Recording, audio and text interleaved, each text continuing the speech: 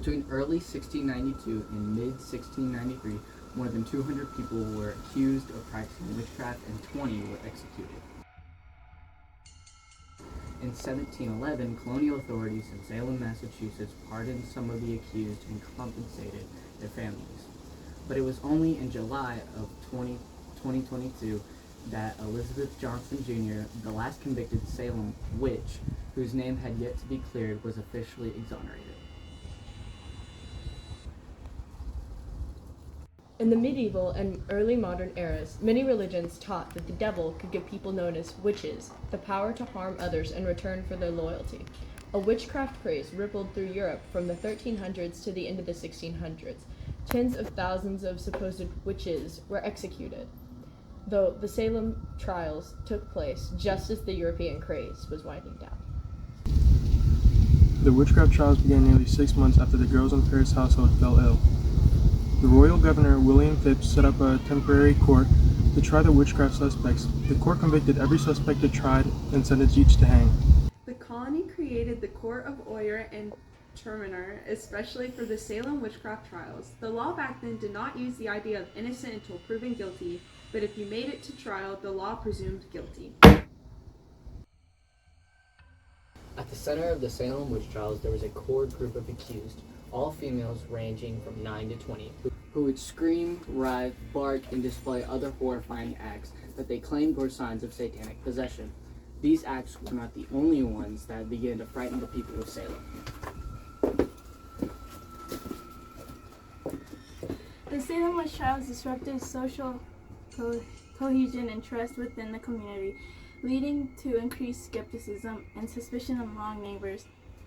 The trials exposed underlying tensions and divisions within Puritan society, ultimately contributing to a more skeptical and critical attitude toward authority and tradition. The witchcraft panic at Salem began in January 1692 in the house of the Salem village minister Samuel Parris.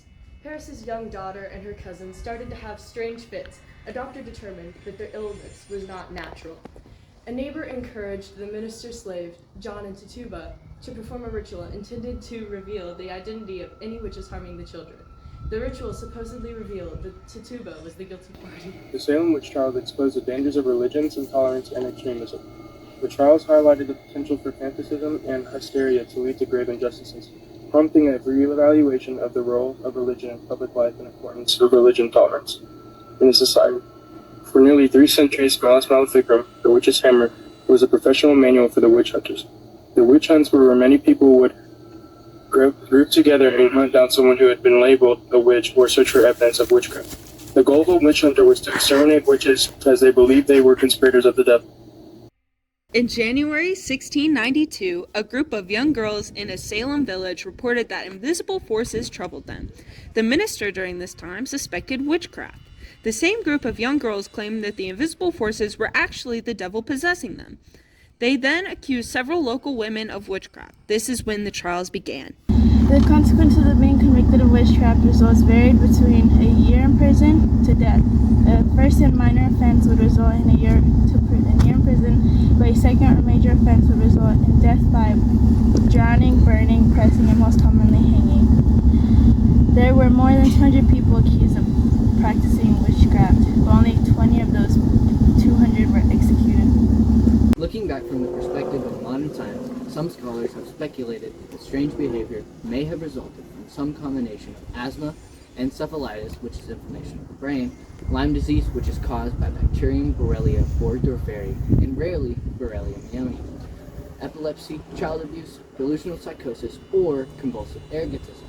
The last disease was caused from eating bread, cereal made of rye, which was infected with the fungus ergot, which can elicit vomiting, choking, fits, hallucinations, and a sense of something crawling in one's skin.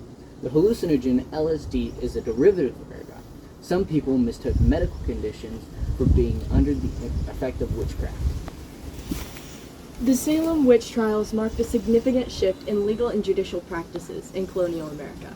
Prior to the trials, accusations of witchcraft were typically handled through informal community mechanisms. However, the Salem trials introduced formal legal proceedings setting a precedent for the importance of due process and the rule of law in American society.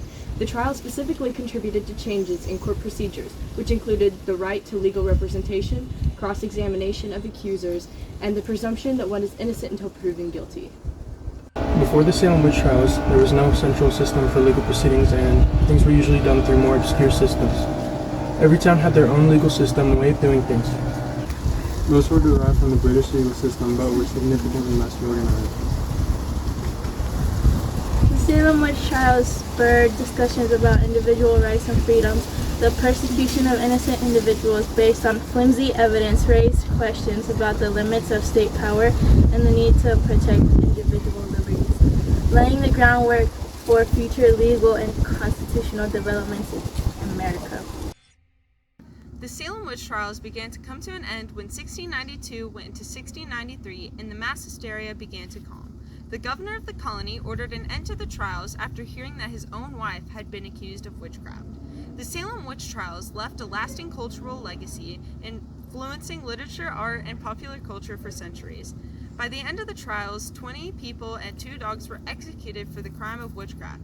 In Salem, Massachusetts, the trials continue to serve as a cautionary tale about the dangers of mob mentality and the importance of safeguarding civil liberties, resonating with contemporary audiences and shaping public perceptions of justice and morality.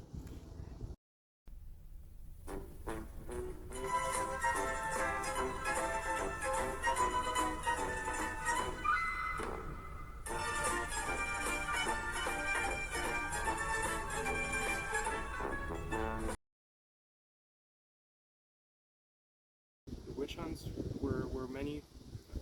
I'm screwing up so much. On flimsy evidence raised questions. And the mass hysteria began to calm. The governor of the colony ordered an end to the trials after hearing Resulted from leading to increased skepticism. combination of asthma, epilepsy, which is inflammation. Oh. It's encephalitis. And freedom. The persecution. Defying acts that they claim were shots of Satan.